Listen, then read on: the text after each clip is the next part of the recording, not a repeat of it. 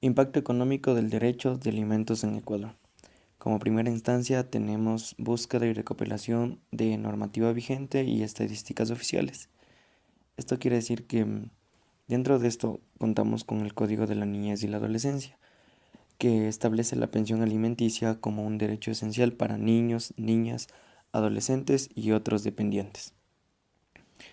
También tenemos que los magistrados deben determinar la cantidad a pagar de la pensión y tienen la facultad de solicitar depósitos anticipados mensuales o métodos similares, como usufructos o rentas, que garanticen el cumplimiento de la obligación de pago.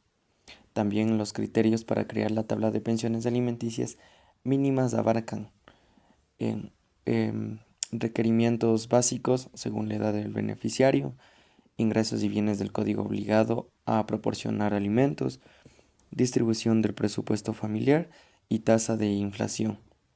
Asimismo, el juez no puede establecer una cantidad inferior a la indicada en esa tabla, aunque tiene la posibilidad de asignar un monto superior basado en las evidencias presentadas. También las pensiones alimenticias se ajustan automáticamente cada enero considerando la tasa de inflación y el aumento del salario básico unificado del año anterior.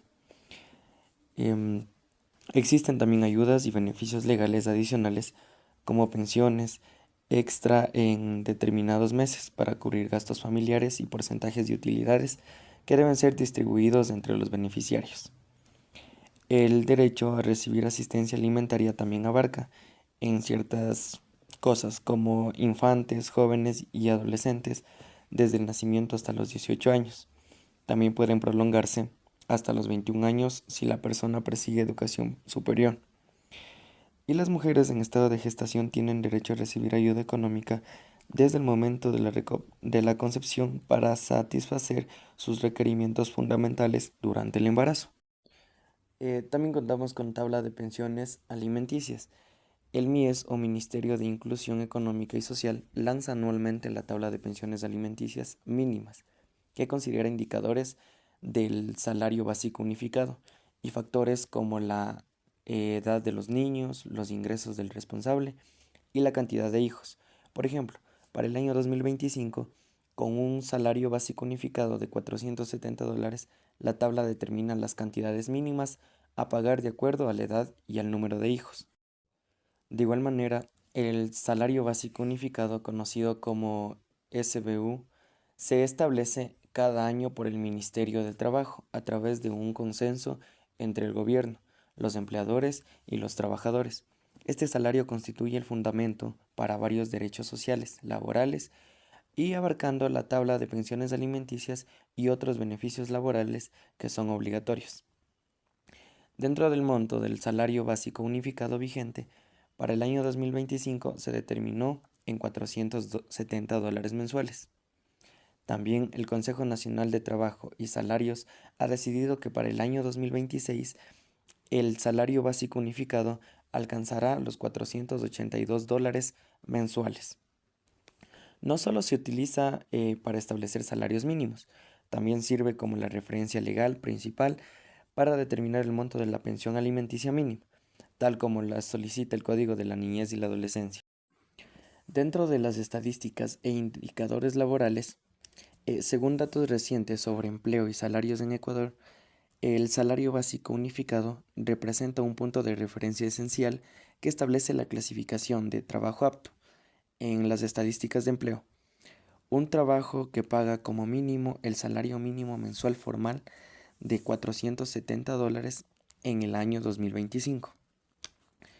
Dicho año, el 36,3% de los trabajadores contaba con un trabajo apto, ingresando al menos un salario mínimo, con una jornada de $40, aunque el ámbito laboral sigue mostrando altos índices de informalidad. Tomando el tema de las tablas de las pensiones alimenticias, también nos dice que la guía de pensiones alimenticias en el Ecuador es creada por el Ministerio de Inclusión Económica y Social, clasificada también en diferentes categorías según los ingresos del responsable del apoyo, indicados como un porcentaje de su salario o en múltiplos del salario básico unificado. En la primera categoría se dice que hay ingresos próximos al salario básico unificado, alrededor de $470 a $602.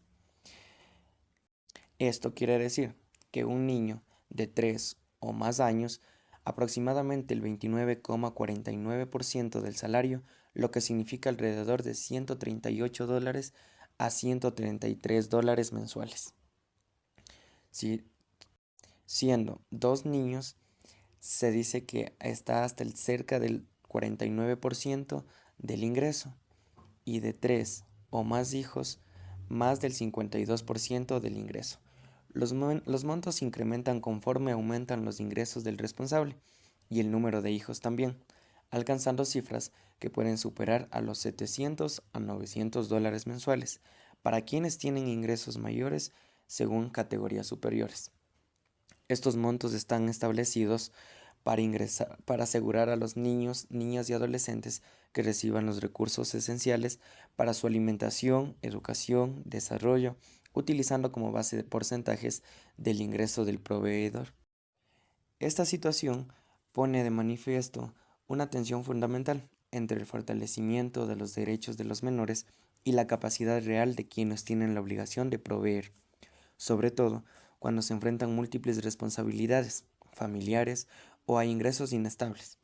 Por ello, es necesario un análisis crítico que lleve a replantear mecanismos que ofrezcan mayor flexibilidad y una evaluación más completa de la situación económica del proveedor, sin comprometer la protección del derecho a la alimentación. La pensión alimentaria es un elemento crucial de equidad social, pero su efecto a la economía familiar debe ser evaluado desde una perspectiva de sostenibilidad. Un sistema que esté en equilibrio debe asegurar el bienestar de los menores a la vez que evita cargas desproporcionadas que podrían dañar la existencia digna del proveedor, promoviendo así una justicia social más completa y efectiva.